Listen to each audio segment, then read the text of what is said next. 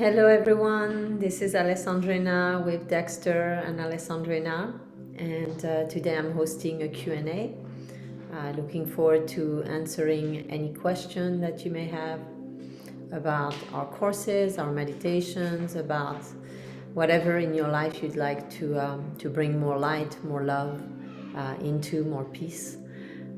So please type your questions in the comment box. And in a moment, we're going to maybe do a little grounding meditation, just waiting for a few more people to arrive before we do.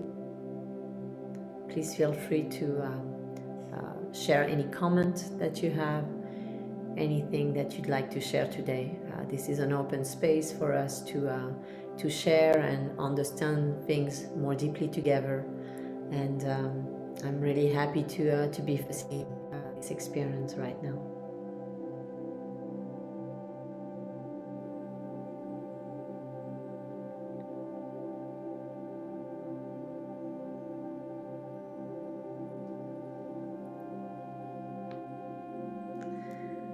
Hello, Amanda from Eugene, Oregon. So nice to have you here. I'm not sure how you found us, if you've done any of our meditations. We're here answering any questions that you have about mindfulness, consciousness, your path, whatever is helpful to you on your path right now in your life, relationship-wise, or anything else that can be of support, of benefit to your experience of joy, happiness, expansion.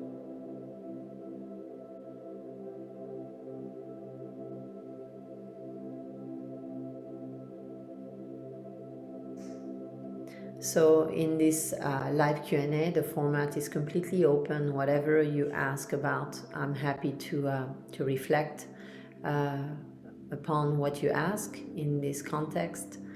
And yeah.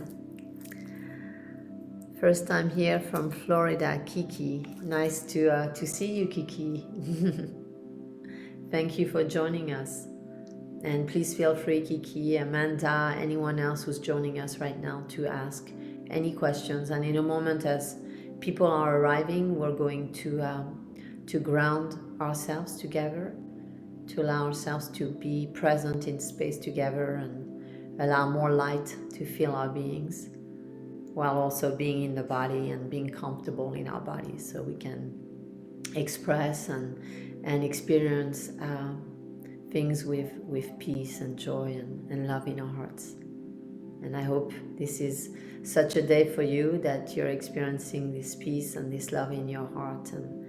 And if you'd like help with that, if that's an intention that you have, we're really happy to facilitate that process of being more heart-centered and feeling a sense of peace in life in the midst of the challenges that we experience personally and collectively.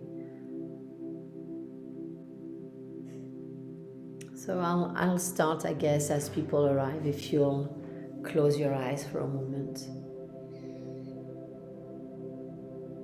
and take a breath, allowing yourself to breathe in to the present moment, to find yourself where you are right now, to be present to yourself and to exhale anything that is not of the present moment, anything that you may be carrying from your day. Just letting it go with the exhale.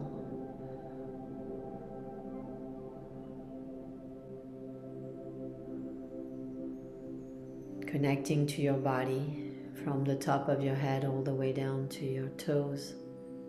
Just feeling into the space of your body right now, without aversion or judgment or expectation of things being different than they are. Just finding yourself in your body with your breath,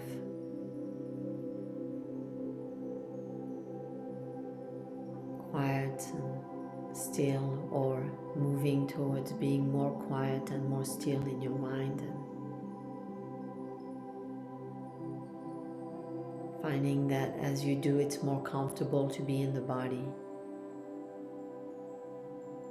to be present to your body as it is feeling right now, whatever might be processing physically, mentally, emotionally, energetically, or spiritually. Simply being present to it and comfortable in your body.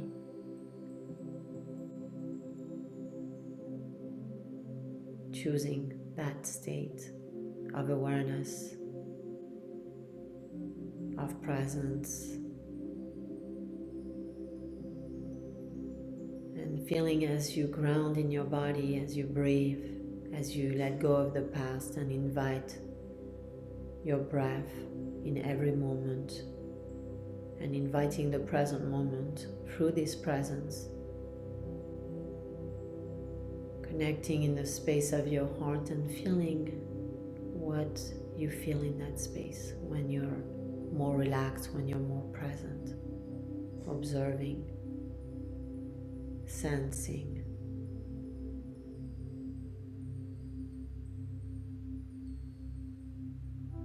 And if you'd like, you can place one or both of your hands on your heart, connecting more deeply, being more present to that space, to the energy there,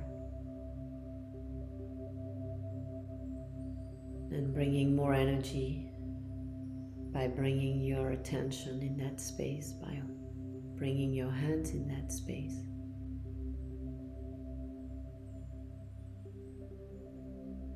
And connecting to any intention that you have today,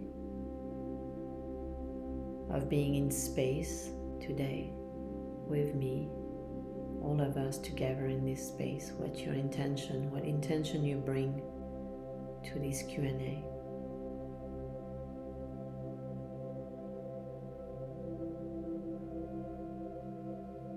And allowing for this intention to unfold, to be experienced during the Q&A as you connect to your intention and bring it into your energy field, into your heart, into your feelings, your emotions.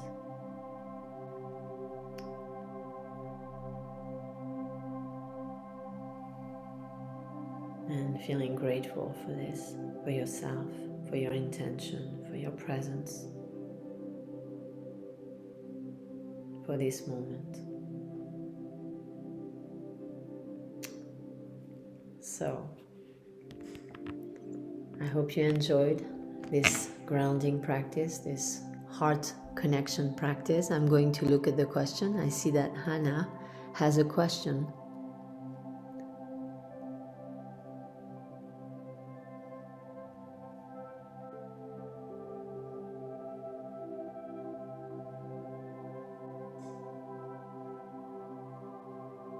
So if I guess I'll read the question just in case someone is on their phone, not able to read the question. So Hannah is asking, I have a question about 4D ego death and some resources, meditation that may help with this. I am thinking surrender, and also your meditations have been a prominent part of my healing journey and spiritual awakening process. So much love and gratitude. Thank you so much, Hannah. Appreciate your comment so much and your question, which is a very deep question.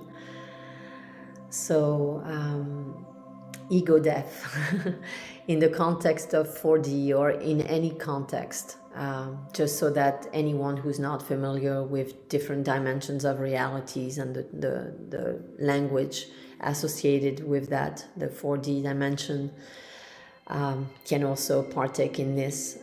So I'll begin by saying that, and that's something that I often talk about during either talks or meditations, or also in the context of courses or the last Q&A last week. This two-sided process that is so important in that supports the death of the ego. So while the ego is dying, and what we mean by ego, if we have the same definition, Anna, the ego would be the ways that we that we experience reality based upon what we've constructed as a personality, as an identity, all of our fears that have basically that were born from painful experiences that we've had, or painful experiences in the collective consciousness that we've maybe stumbled upon for one reason or another, whether it's through dynamics of relationships, or simply by being sensitive energetically and sensing the energies of the collective. So our fears, our expectations, our judgments, our all the ways in which we structure and look at reality from our conditioning. So if you look at that as the ego, and how we can essentially support the death of the ego in a gentle and loving way, at least that is one approach. We're not saying that that's the only approach. There are many different modalities and philosophies and practices around ego death. we tend to resonate more deeply and feel that it's very, very helpful to have an approach that is heart-centered, that is loving to yourself, that is kind to yourself, that is patient and compassionate.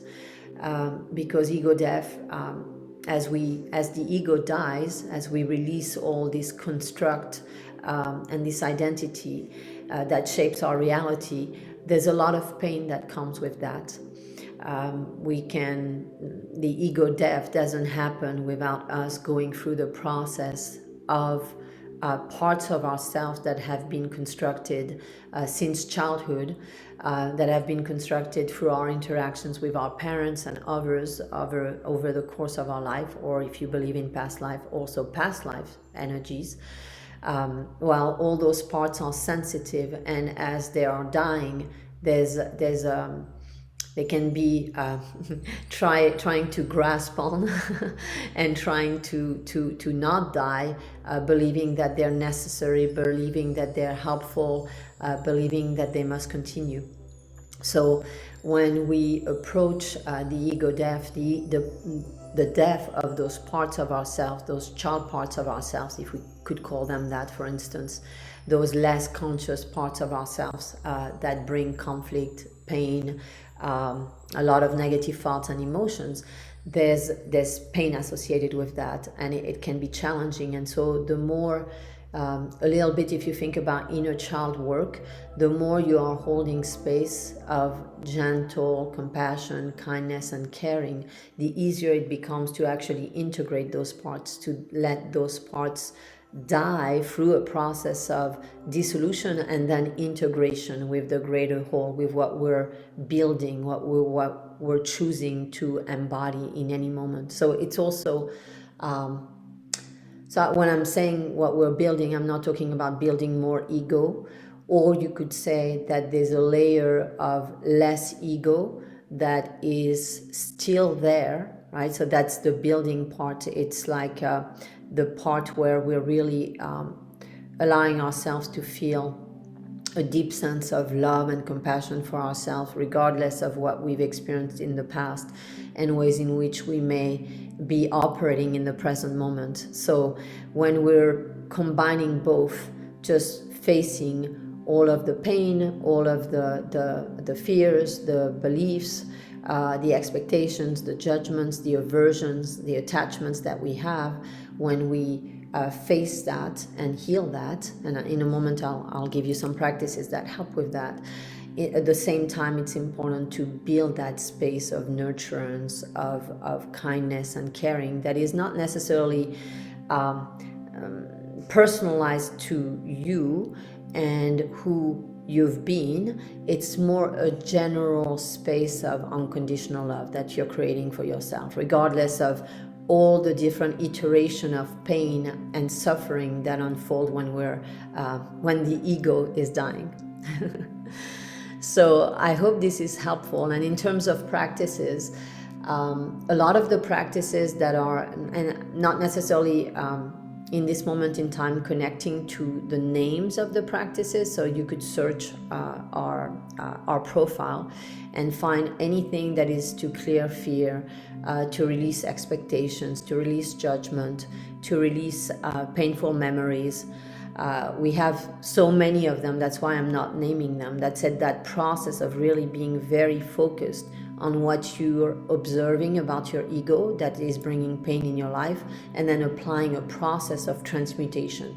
So all these techniques that I'm talking about right now, what they're doing is that in your energy, the ego, right, is embodied in the energy, and it's playing out in the different ways that you feel, that you experience your body, and also experience negative thoughts, negative emotions, and then negative interactions with others. So when you apply these techniques, these practices, these meditations, what they do is they transmute that old energy, and so that old energy becomes loose, becomes available, it becomes no longer identified with those, let's say, less beneficial aspects of ourselves, of our being.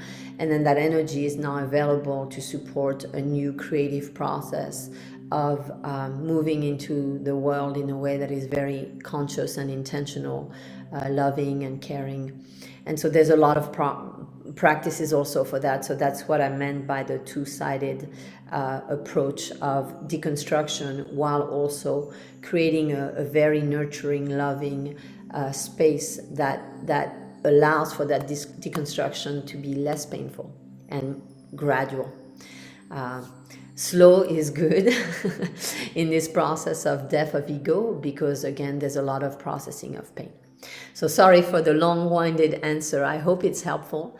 And so I'm looking right now at other questions. So Nitz is saying, I loved your voice. I want a recording of this. Yes, we're actually recording, so you'll be able to have that available to you. Okay, wonderful, Anna, that you resonate with that definition as ego. And anyone who's just arrived or did not hear, ego, oftentimes people have negative associations with ego, simply because in the collective consciousness, we may look at ego as a source of pain and suffering, and therefore we may feel judgmental of ego, or we may have an aversion to even the word or everything that it's represented collectively. So here we're talking in a way that is very objective, of just the construct, the ego construct, the identity construct, the personality construct, and all that it's made up of and how it plays out. Shadow work, yes. Wonderful. Yeah, shadow work. So all this aspect of our fears, our expectations, beliefs, judgments, aversions, attachment, you could say that that's part of the shadow work, of really looking at parts of ourselves that are not integrated with the whole, that are kind of running their own show and not serving us. They're often destructive. They're often, they bring us pain. They bring pain and hurt in our relationships. They bring conflict. And so being willing to look at those aspects of ourselves and, disentangle ourselves from the pain and suffering associated with them is very healing and allows for greater integration. So same thing, inner child work allows for integration. And you just said the word integration. So yes, exactly. So integration is just allowing ourselves all that energy together towards a core intention or a core presence in life, right? Not to limit you in any way to living your life, with specific intentions.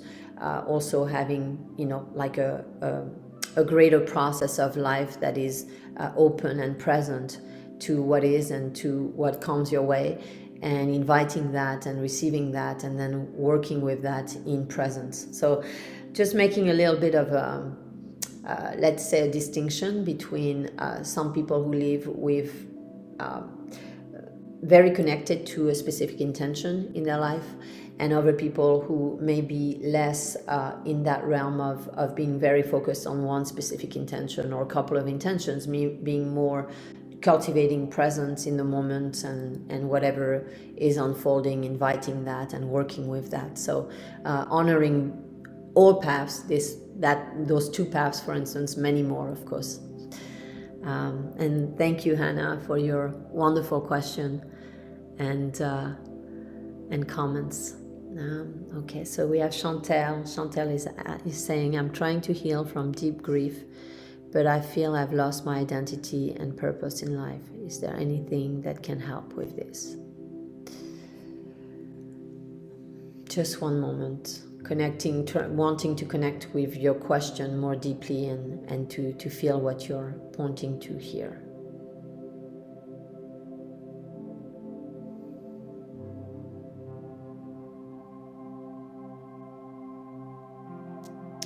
So, and I don't mean to project or anything like that, so please feel free to just refine anything that I say and that is not exactly what you're pointing to. Please feel free to add, and I'll be happy to refine my process of facilitation on what you're saying. So the first thing I'll say, and language is important because language points to the truth of how we experience things. So when we're expressing, and this is just to refine our process, when we express something, it's pointing to a truth that we feel that is subjective about the reality we're experiencing. And so it's always important to realize that without judgment and to say, well, why am I expressing in this way? Why am I feeling this way? Understanding at the deepest level how we feel. So for instance, Chantal, when you say, I'm trying to heal from deep grief, but I feel this. So when we use the word we're trying, what's important to understand is that just using that word means that there's an internal conflict. We're either doing something or we're not. So if we change the language, for instance, I am healing or I'm in the process of healing, that is very different than I'm trying.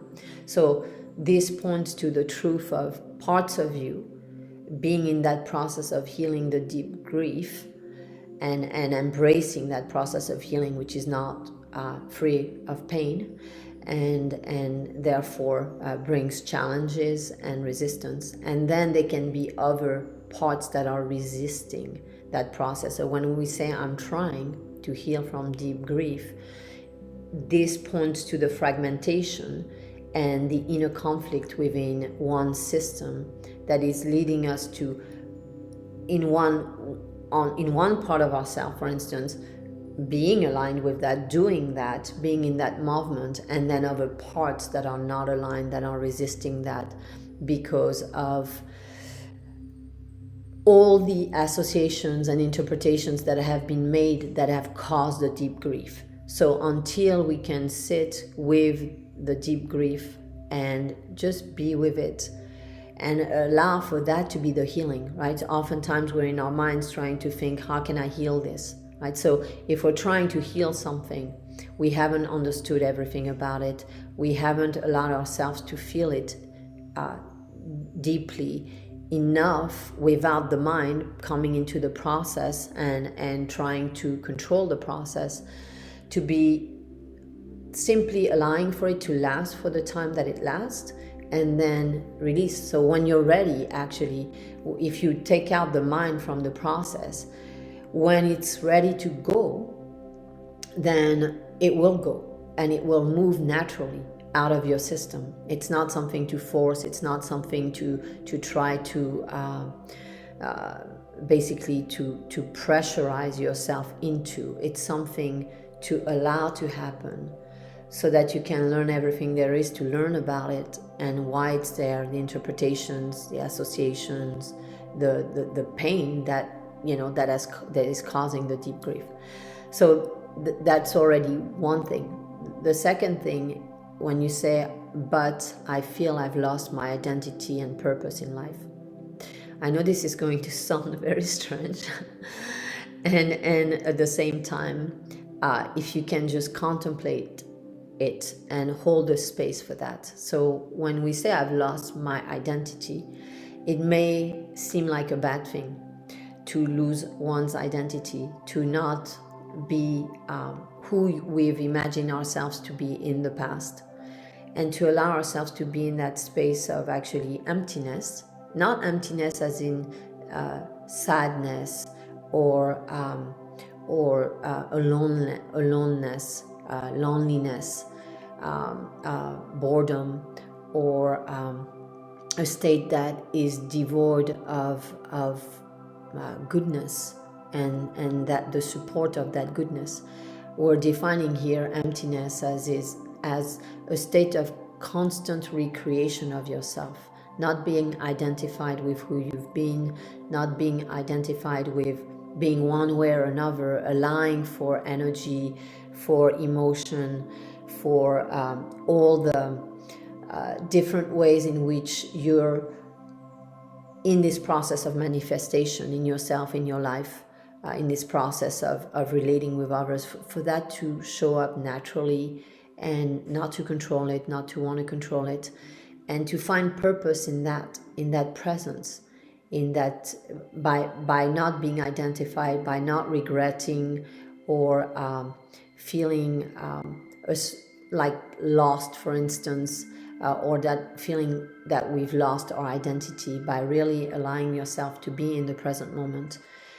The purpose comes from that. So the purpose is not about action and the actions we take into the world. Not to say that from purpose actions are not born. Of course, actions are born from that sense of intention and purpose, and ultimately allowing for that sense of purpose to flow naturally from your heart as you release the layers of pain and ego, and just not forcing that process, not trying to bring it online before it's ready to be there, and to find purpose in in holding that space, in loving yourself, in being present to yourself, that becoming the most important thing in this moment, prioritizing this nurturing, loving, kind space that you're creating for yourself, so that then it's almost like you're preparing the soil for what you're describing, like that loss of sense of purpose, for instance, in life.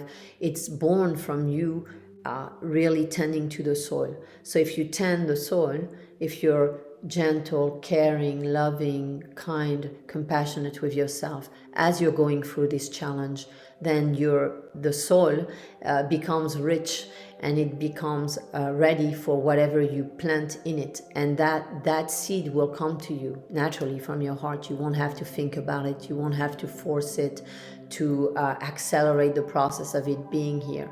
And that can be your purpose, if you choose it for now, to really be with yourself, to love yourself through whatever arises in your process of emotion, of relation and relationship and life.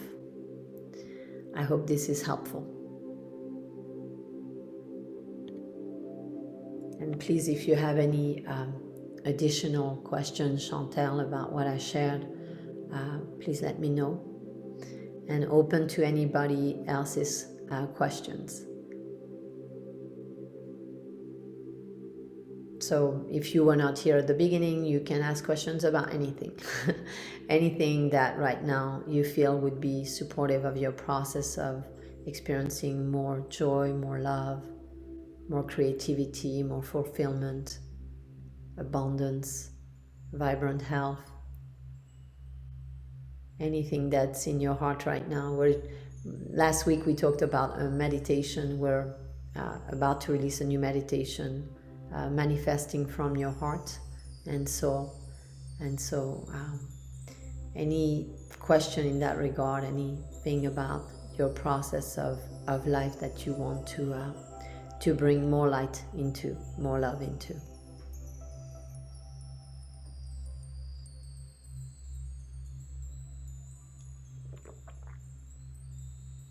Also, if you've explored our courses, or meditations and you have questions about that, you can ask any question about that also.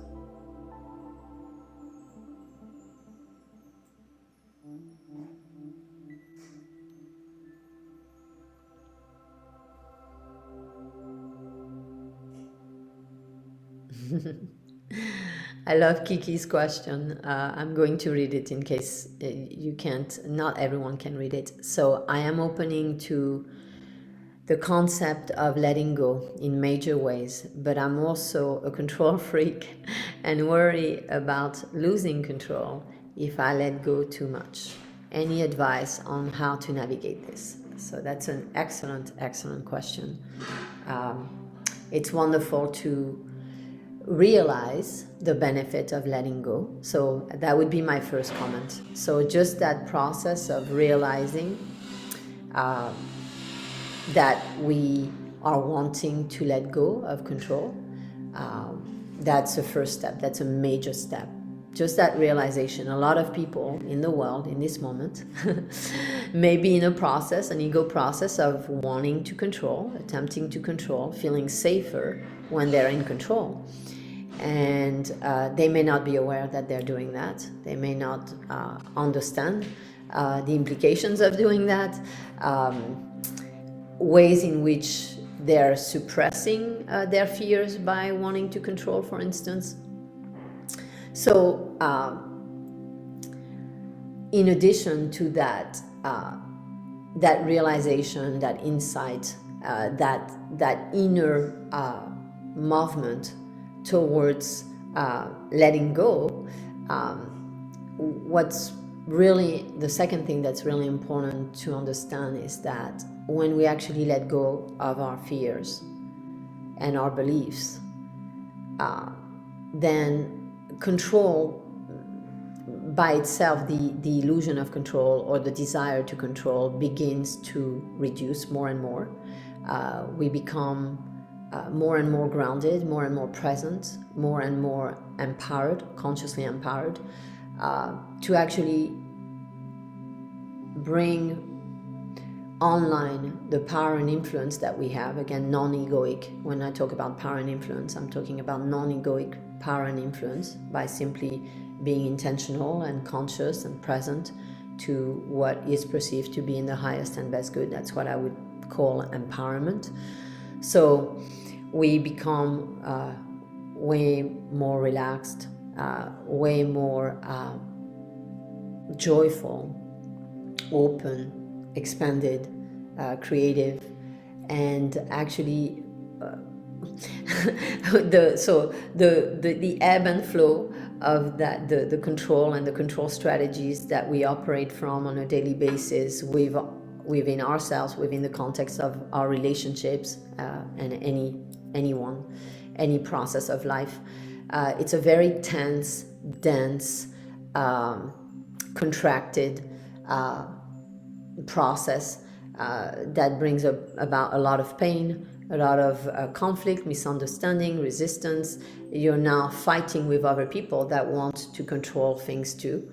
And so that process of letting go of control allows us to move into this space, this stage where we're essentially so much more empowered and so much more not in control, just so much more in the flow of things and in alignment with things, such that we actually have a lot more influence and a lot more power, and things tend to unfold in a more natural way, in a more peaceful way, in a more joyful way, loving way, and life becomes more enjoyable. So there's this illusion that if we let go of control, and again, control is an illusion. So we can imagine that we have control over things, over people, over situations. We don't actually. That just because we try to apply a control strategy doesn't mean that other people are going to be basically in agreement with that control strategy and then operating within the context of our own preferences.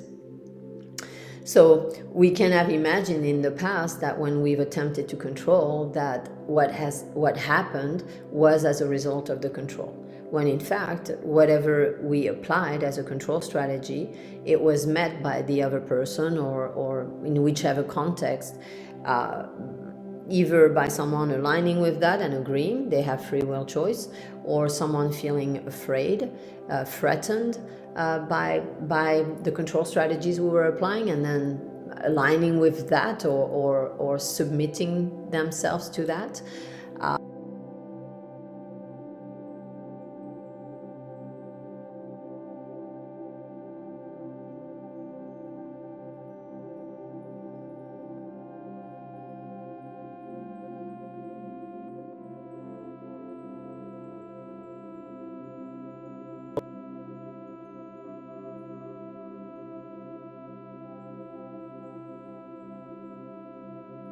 We tend to try to apply a control strategy, and then if it doesn't work, we double down, and then we try to apply, and so there's more and more pain that is associated with that process of attempting to control, more and more misunderstandings, more and more conflict, more and more resistance, more and more contraction, and I'm not sure if I've frozen for anyone else. I see a comment. On my end, it says that the connection is good. So it doesn't look like it's on my end. I hope that you regain access, Amanda. So, sorry, going back to your question, Kiki. If you work on the fear of losing control and realize, based upon what I was sharing right now, that control is an illusion, and that we don't need to control anything. Again, not that it's actually true. That said, we don't need to control anything to have power and influence in our lives, and to get wonderful, loving, co-creative results in our relationships and in the world.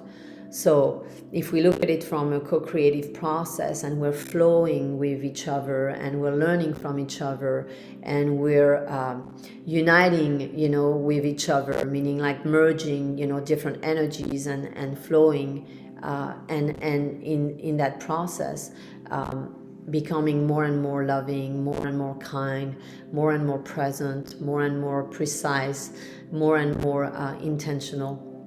So when we see the opportunity, when we let go of control, to live in the flow of life and to live in the flow of relationship, then there's so much joy and liberation, and your heart becomes light and open. And that's kind of like what we've described in the past, whether in meditations or talks, as the realm of miracles. When we're in that creative open space and our heart is open, that's when we start to see things, because we're not in that control space and contracted space, when in that expanded space where our heart field meets the field and the world, and we're expanding into that space. And so there's so much more that we're experiencing, because we have a greater capacity to sense and feel in that space, rather than be with our lenses just experiencing the same reality over and over again through the lens of our pain and our fears and limiting beliefs. So I hope this was helpful, Kiki, and thank you for that excellent question. And Chantel, thank you for your comments. I'm happy that it was helpful and made sense. Andrea is saying she just tuned in.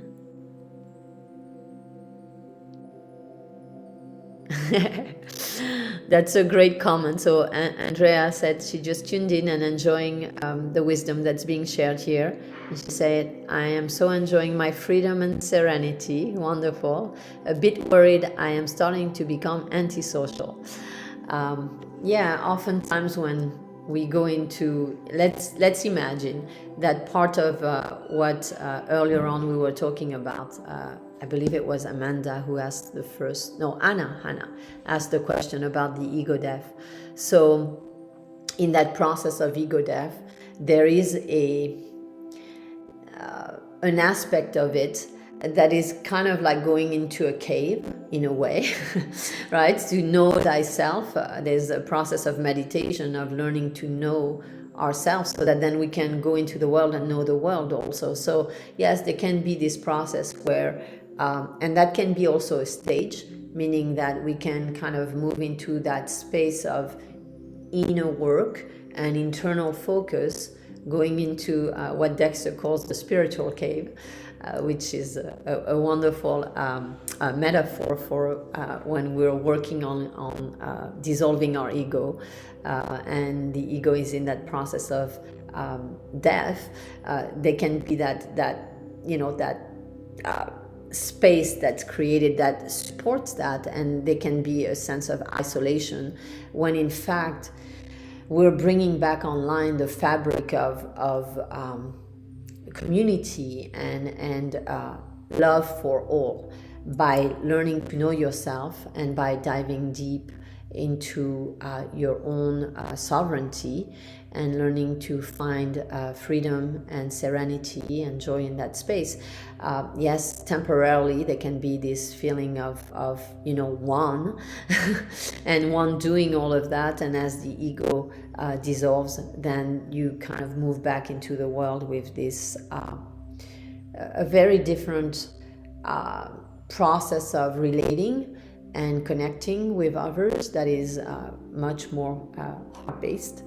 And so, yeah, that's just what you're describing, at least the way that I'm sensing it, is part of that process of going inward, and maybe it looking less social by doing so, and then moving back into the world when that is the case, or not. It really depends on the intention, what someone's soul has chosen in any lifetime. That's going to guide that process of either remaining in the spiritual cave and connecting in that way to all that is, or going back into the world after being in the spiritual cave and expanding all of the richness and the wisdom that has been cultivated, and to experience it in the world, in the context of different social dynamics and relationships.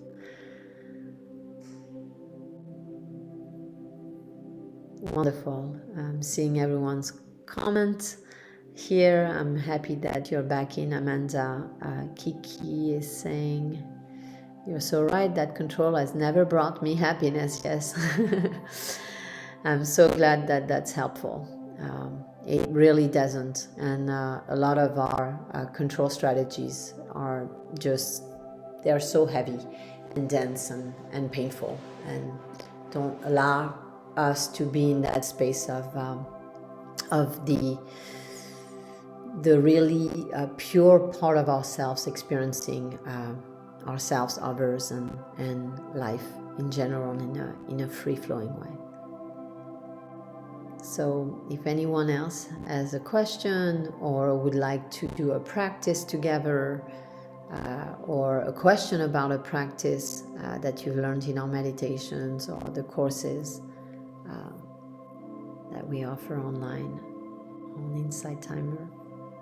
And if we're asked with Insight Timer to ask for any donations, if you like what is being shared here, if it's helpful to you, and if it doesn't stress you financially or emotionally or mentally, to do so. Any donations for ourselves and for Insight Timers are very greatly appreciated. So thank you for that.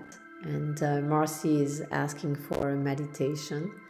We can definitely move into the space of a practice. Maybe we can do something around control and letting go of control, if that is something that is helpful. So let's say that anyone here who is interested in letting go of control could join this meditation if you choose. So if you'll begin by simply once again closing your eyes, finding yourself in space, relaxing in your body, being present with your breath in such a way that simply through that presence, your breath becomes more peaceful, rhythmic.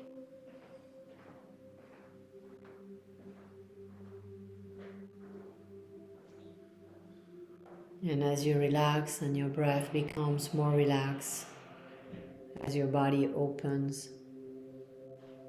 as you let go, through the breath, through presence, through your intention and attention in this moment, allowing for anything you're carrying to just dissolve.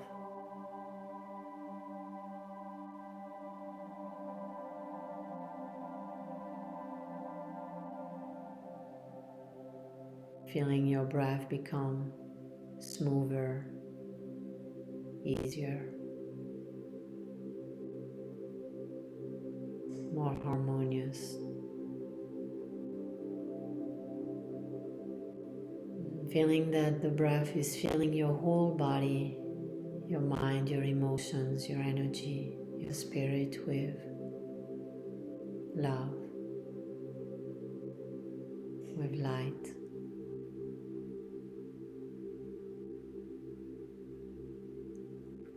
And as you feel this breath moving through your body, through your cells, through your entire being, bringing lightness,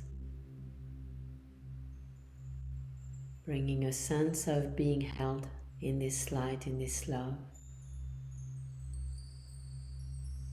in this gentle, nurturing energy.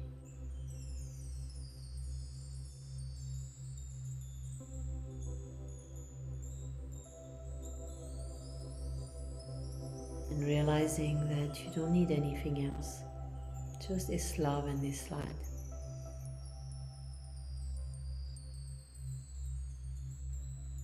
And that in itself, that recognition of all of the beneficial ways in which this love and this light are holding you, supporting you, nurturing you. That just that experience really helps you to let go of control. Realizing that if there is anything you ever felt you needed, that when this love and this light are honored, cultivated within, realized, experienced, felt, that you are completely present with yourself in this love and in this light, that there's no need to control anything, no need for anything.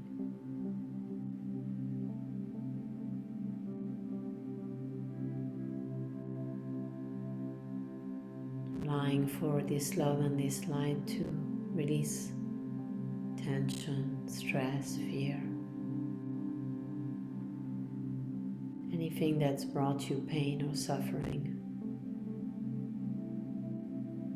Seeing it completely dissolved in the light, in the love that you're choosing.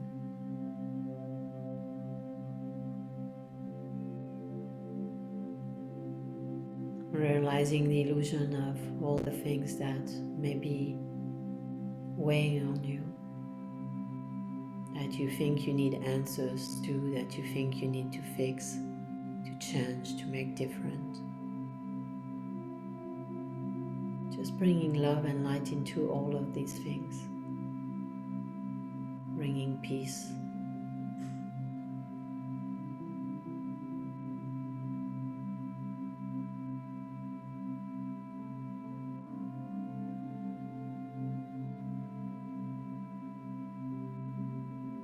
In complete presence, stillness and silence with this love and this light.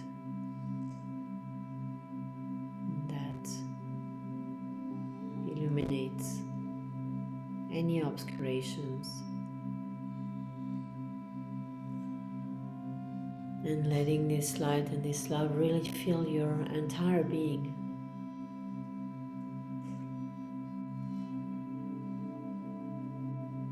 And while the love and the light fills, expands, resonates throughout your entire being, noticing any place where you might feel tension or a space of obscuration, darkness, that you haven't completely brought light into, love into, that you may have judged, that you may have felt averse to, that you may have wanting to change, instead of simply bringing love and light into it.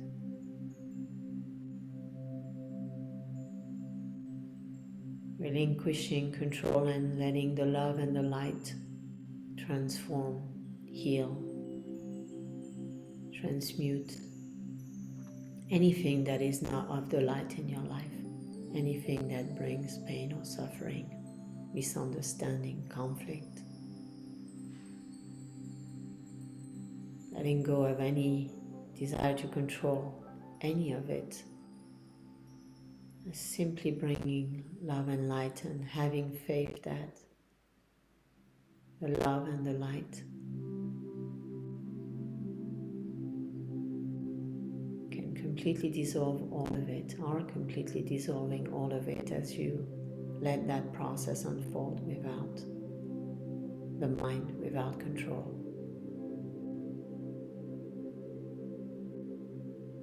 Simply choosing the love and the light.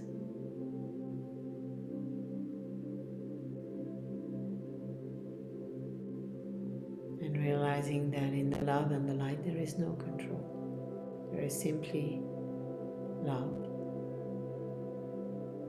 light.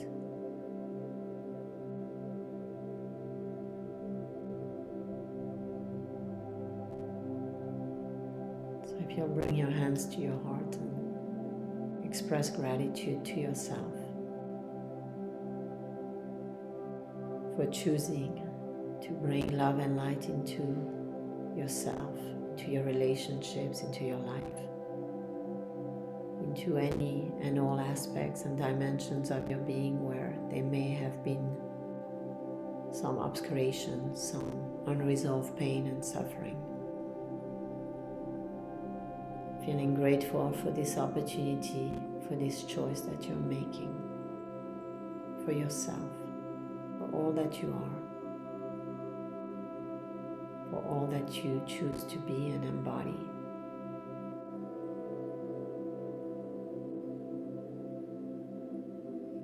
And when you're ready, you can gently open your eyes. We hope you enjoyed this meditation. Of course, there's so many dimensions and layers when it comes to control. This is just one way to allow ourselves to remember who we are,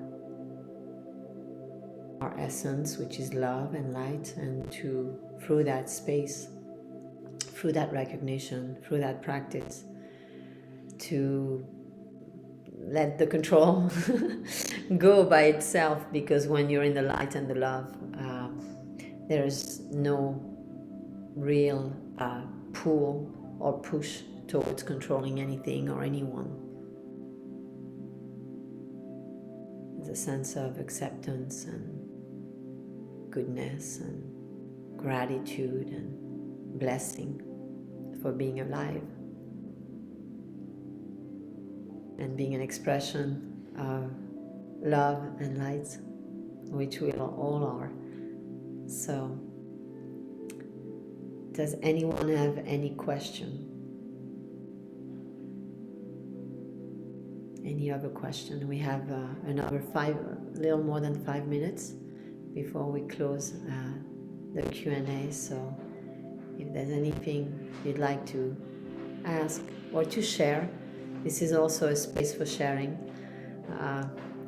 We're not on a platform where we can communicate directly by voice. That said, if there's anything that you'd like to share and contribute to this space, please feel free to do so in the comments.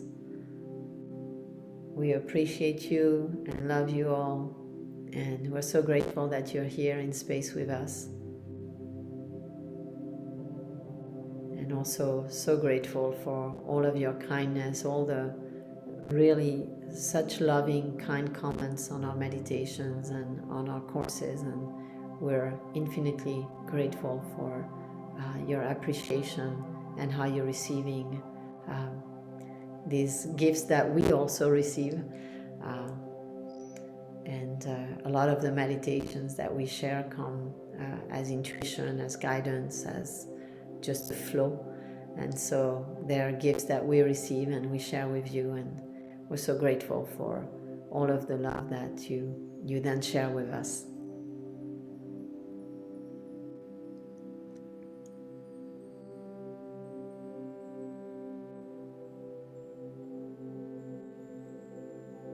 Is there any other request? Otherwise, we'll be closing the room.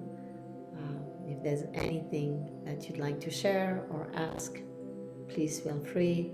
If not, I guess while I wait, if anyone else has a comment or a question, announcing the new meditation that I mentioned at the beginning, which is manifesting from your heart and soul. It should be released within the next 10 days or so.